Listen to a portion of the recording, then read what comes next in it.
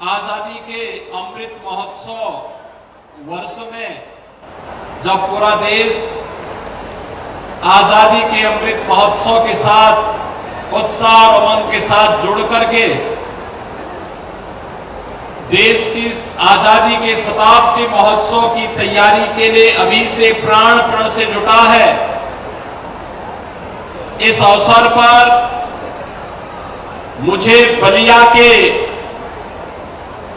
स्वतंत्रता आंदोलन से जुड़े हुए इस ऐतिहासिक बलिदान दिवस के अवसर पर आने का अवसर प्राप्त हो रहा है। ऋषि मुनियों और क्रांतिकारियों की इस ऐतिहासिक भूमि को कोटि कोटि नमन करते हुए आप सबका मैं हृदय से अभिनंदन करता हूं। भाइयों बहनों, बलिया का अपना इतिहास है और लोग पता नहीं जैसे भी हो लोग कहते रहे हैं कि बलिया के लिए अनुशासन का कोई महत्व नहीं होता।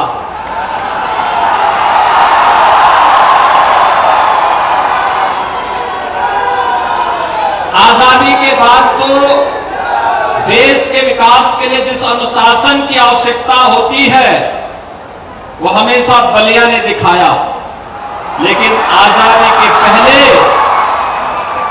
आज से नहीं, आज तो जन्माष्टमी का दिन भी है और मैं सौभाग्यशाली हूं कि जन्माष्टमी के दिन बलिया बलिदान दिवस एक साथ मिला और एक साथ आयोजन में मुझे आपके बीच में आने का अवसर प्राप्त हो रहा है। लेकिन बलिया ने वास्तव में जब जो आवश्यकता पड़ी है और ने भी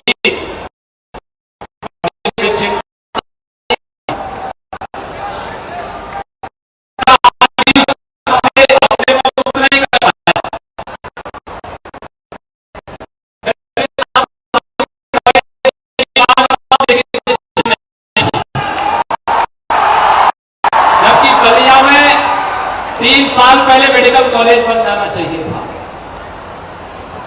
और आज मैं मुख्य सचिव, चूंकि मुख्य सचिव हमारे इसी बलिया में रह करके पढ़े थे तो इसलिए उनको विशेष रूप से लेकर के आए हूं कि आज शाम तक उनको यहां रहना है और आज गुरु की धरती के लिए एक मेडिकल कॉलेज क्रांतिकारियों की स्मृति में तो जरूर दे।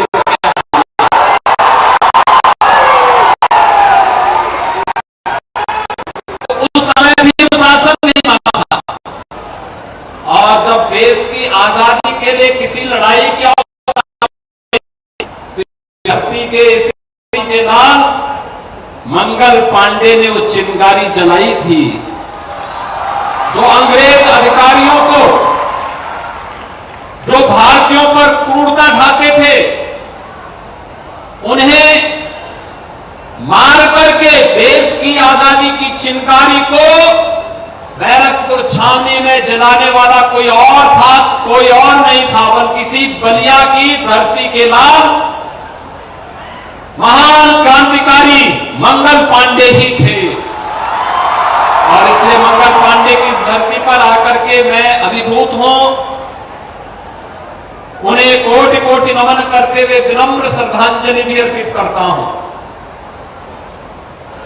ये लड़ाई केवल वहीं पे नहीं थमी, ये लड़ाई निरंतर चलती रही। मुझे कई वर्ष पहले यहां पर वीर कुंवर सिंह डिग्री कॉलेज के छात्र संघ के शपथ ग्रहण समारोह में आने का अवसर प्राप्त हुआ था। ये चीजें दिखाती हैं कि क्रांतिकारियों के प्रति उनके यहां के मन में कितना श्रद्धा और सम्मान का भाव है। यहां की संस्थाओं का नामकरण, यहां के एक एक स्थान पर जो मूर्तियां लगी हैं, जो स्मारक बने हुए हैं, और जब राष्ट्रपिता महात्मा गांधी ने भारत आंदोलन, अंग्रेजों भारत छोड़ो का आह्वान किया था, तो इस बलिया में महान क्रांतिकारी चित्तू पांडे के नेतृत्व में जो आंदोलन आगे बढ़ता है, आज उसको उस स्मृतियों को ताजा करने के लिए हम लोग आज यहां पर एकत्र हुए हैं। वास्तव में ये सभी कार्यक्रम हमें एक नई प्रेरणा प्रदान करते हैं, एक नए भारत के निर्माण के लिए एक नई प्रेरणा हम सब के लिए सदैव बनी रही है। और इसी धरती पर आजादी की इस लड़ाई में भाग लेने वाले उन सभी क्रांतिकारियों ने, जिन्होंने 1942 में तो बलिया ने अपने आप को एक स्वतंत्र राष्ट्र घोषित कर दिया था, और यहां पर तात्कालिक आवश्यकता के लिए श्री चित्तू पांडे जी को जिलाधिकारी बना दिया गया था। श्री महानंद मिश्र जी को यहां के पुलिस अधीक्षक के रूप में तैनाती दी गई थी, और उन्होंने कई दिनों तक बलिया की व्यवस्था को चला। उनके पास उस समय वास्तव में बलिया के लोग किन युद्धों से लड़ रहे थे, यानी उनके पास लड़ाई के लिए हल्क था, कुदाल था, फावड़ा था, गैती था, यही लेकर के लोग आए थे। 50,000 की संख्या में एकत्र होकर के बलिया की जेल पर धावा बोल करके, और उस समय उन्होंने उन क्रांतिकारियों को जनदबाव के सामने, क्रांतिकारी जेल के बाहर आ जाएं, यह अपने आप में एक मिसाल थी। और उसमें श्री चित्तू पांडे जी को, श्री राधा मोहन सिंह जी को, और उस समय के श्री विश्वनाथ चौबे जी को, अंग्रेजों को उस समय जेल से रिहा करना पड़ा था। और बाद में फिर चित्तू पांडे जी को यहां का जिला कलेक्ट्रेट घोषित करते हुए, महानंद मिश्र जी को पुलिस अधीक्षक घोषित करते हुए यहां पर एक अस्थायी सरकार का संचालन इनके नेतृत्व में निरंतर आगे बढ़ता रहा। लेकिन बाद में ब्रिटिशर ने जुल्म यहां पर ढाया। यहां के सुखपुरा में, बांसटी में, चुरवा, रसड़ा, नरही, चित्ता गांव आदि स्थानों पर 84 ऐसे क्रांतिकारी जिन्होंने देश की आजादी के लिए उस आंदोलन में भाग लिया था, उन्हें निर्ममता पूर्वक गोलियों से भूनने का काम उस समय ब्रिटिश सरकार ने किया था।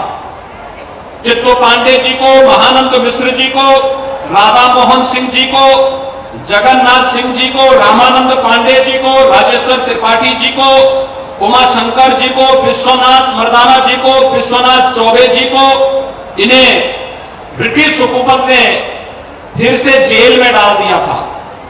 और ये जो बलिदान था, ये जो त्याग था, यह बलिया को एक नई पहचान देता है।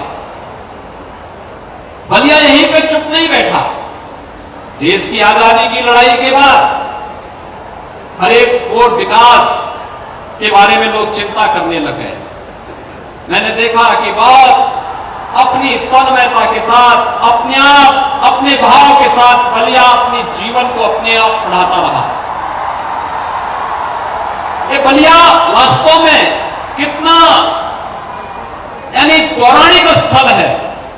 एक तरफ से मां गंगा आती है, एक तरफ से मां सरयू आती है, उसके संगम के तट पर बसा है बलिया। अपने आप में एक पौराणिक और पवित्र स्थल का प्रतीक है, और एक वही पवित्रता यहां के भावों में क्रांति के रूप में झलकती है।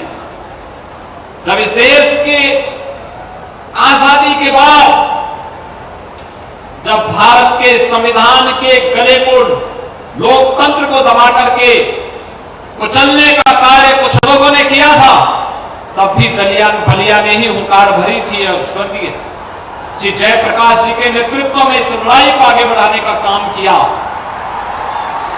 उस पूरी लड़ाई में स्वर्गीय चंद्रशेखर जी का योगदान अविस्मरणीय है। एक नेतृत्व की क्षमता और उसकी कसौटी क्या हो सकती है? व्यक्ति के लिए नहीं, अपने परिवार के लिए नहीं, अगर एक आम नागरिक के मौलिक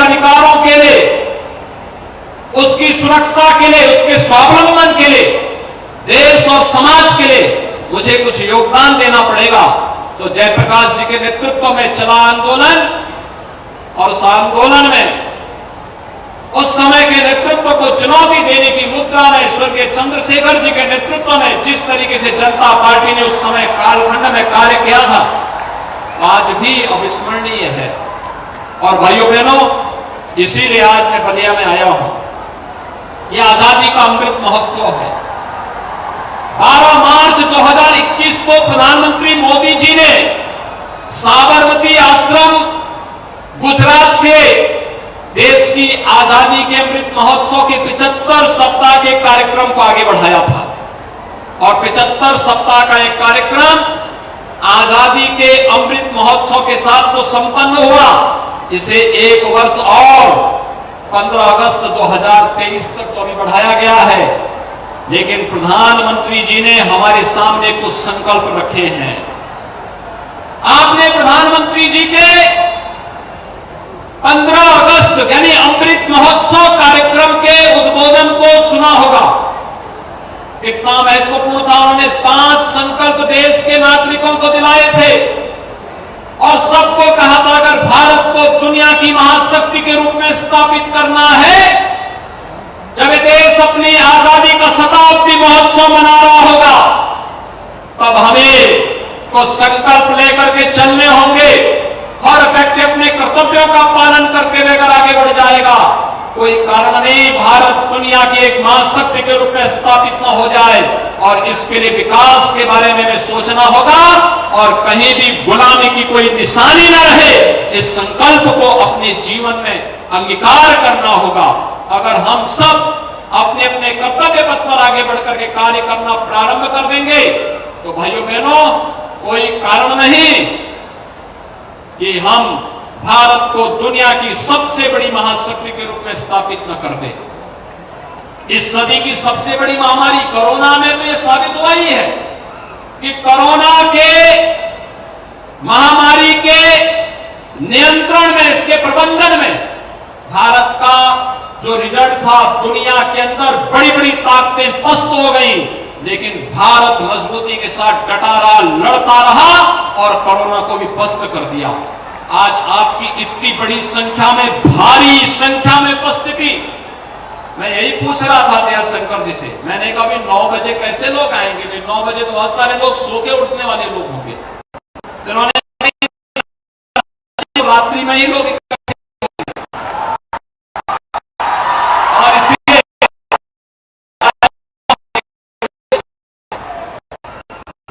आजादी का अमृत महोत्सव है। अच्छे आयोजन के साथ जुड़ा कार्यक्रम बनाना है और विकास के बारे में सोचना है। आज आप देख रहे होंगे, जितना 8 वर्ष में प्रधानमंत्री मोदी जी के नेतृत्व में गरीब कल्याणकारी और शासन की योजनाओं का लाभ बिना भेदभाव के समाज के प्रत्येक तबके को मिला। बिना भेदभाव के सबको शौचालय, हर गरीब को आवास, हर गरीब को राशन, हर गांव जिसमें आज तक बिजली नहीं पहुंची, आप बिजली पहुंचाने का काम करेंगे। जिन गांवों में अब तक कोई सुविधा नहीं मिल पाई, वहां पर हमने इस कार्य को पूरा किया है। कोई कारण नहीं कि अगर कोरोना जैसी महामारी को मात देकर के हम लोग आज देश के अंदर 200 करोड़ वैक्सीन की डोजेस देश के अंदर फ्री में उपलब्ध कराने में सफल हुए हैं। कोई कारण नहीं कि आने वाले समय में भारत दुनिया के अंदर नेतृत्वकर्ता के रूप में क्यों न होगा। और प्रधानमंत्री मोदी जी ने अपने नेतृत्व क्षमता से दुनिया के अंदर वैश्विक जगत में आज उस प्रकार की स्थिति बनाई है। हम सब प्रधानमंत्री मोदी जी के नेतृत्व में एक नए भारत के निर्माण की दिशा में कार्य करें और इस दिशा में हम लोग प्रयास करें। और मैं यहां पर चाहूंगा, आज हमारे मुख्य सचिव भी यहां पर आए हैं, वे जो कि बलिया में पढ़े हैं, तो बलिया के बारे में विशेष रूप से बलिया जेल के बारे में, बलिया जेल को बलिया के बाहर कहीं स्थानांतरित करते हुए यहां पर एक भव्य स्मारक बने, मेडिकल कॉलेज के निर्माण के लिए कार्य योजना विस्तृत रूप से तैयार करते हुए इन कार्यक्रमों को आगे बढ़ाने की आवश्यकता है। बलिया की आवश्यकता की पूर्ति करने के लिए कार्यक्रम आगे बढ़ाएंगे। परिवहन मंत्री आप ही के यहाँ के हैं इस समय तो,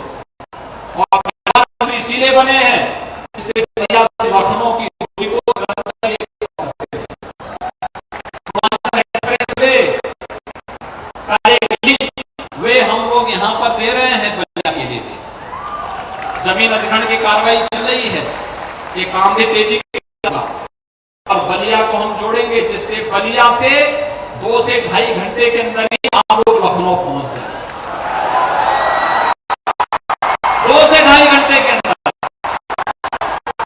और इसलिए 2 से 2.5 घंटे इस दूरी को कम करने के लिए सड़क का काम हम करेंगे और यहां के बस स्टैंड को बहुत अच्छा एयरपोर्ट जैसा बस स्टेशन बना दे बलिया के अंदर। ये परिवहन मंत्री से भी कहूंगा कि अच्छा बस स्टेशन यहां का बलिया का होना चाहिए, जिससे लोगों की कनेक्टिविटी बेहतर हो सके। कुछ इलेक्ट्रिक बसेज भी यहां नगर के अंदर चलवाइए, बलिया इस नगर के दायरे को बढ़ाइए, लोगों को सुविधा मिलनी चाहिए। सरवा ताल के बारे में कुछ कार्य आप लोगों ने किया है, शेष कार्य भी और आगे होंगे। बलिया को जल जमाव से मुक्त भी देना है और बलिया के विकास को एक नई ऊंचाई पे पहुंच करके यहां के लोग विकास के साथ जुड़ करके जिस तरीके से भारत के विकास के लिए प्रधानमंत्री मोदी जी के नेतृत्व में काम कर रहे हैं, उस पूरी भाव के साथ हम आगे बढ़ करके इसे आगे बढ़ाने का कार्य करेंगे। हमारे सभी जनप्रतिनिधि इस दिशा में रुचि ले रहे हैं, वे पूरी तन्मयता के साथ इस पूरे अभियान के साथ जुड़ रहे हैं। यहाँ के सांसद जी वीरेंद्र सिंह जी, श्री नीरज शेखर जी, श्री रविंद्र कुशवाहा जी, श्रीमती केतकी सिंह जी, श्री रविशंकर सिंह पप्पू जी, ये सभी लोग कार्य कर रहे हैं, मजबूती के साथ का करेंगे। मैं एक बार फिर से इन सभी महान क्रांतिकारियों को आज यहां पर बलिया के इतिहास पर एक मैंने में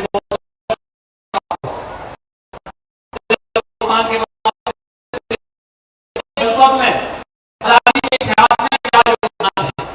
और मैं तो चाहूंगा यहां पे डिग्री कॉलेज 2 कॉलेजेस हैं, तमाम हमारे शिक्षक हैं, रिटायर्ड शिक्षक होंगे, उनसे भी मैं कहूंगा इससे अच्छा अवसर नहीं हो सकता। हमारे गांव, हमारे न्याय पंचायत, हमारे ब्लॉक, हमारे कस्बे में कहां पे कौन सी क्रांति की ज्वाला कब फूटी थी, गांव की स्मृति और लोक गाथाओं में सब इनका अंकित होगा।